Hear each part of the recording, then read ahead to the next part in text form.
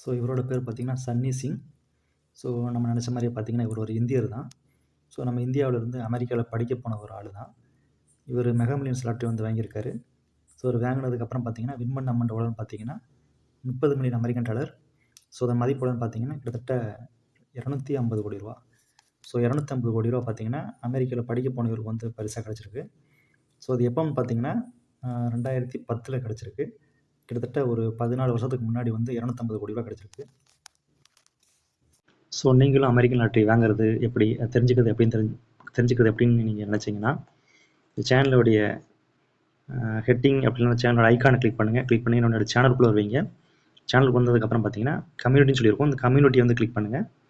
Click பண்ணிங்கன்னா அது கீழே பார்த்தீங்கன்னா என்னுடைய வாட்ஸ்அப் குரூப் லிங்க் கொடுத்துருப்பேன். ஸோ அந்த லிங்கை கிளிக் பண்ணி என்னுடைய வாட்ஸ்அப் குரூப்பில் ஜாயின் பண்ணிக்கோங்க. ஸோ முழு தகவல் எல்லாமே என்னுடைய வாட்ஸ்அப் குரூப்பில் சொல்கிறேன்.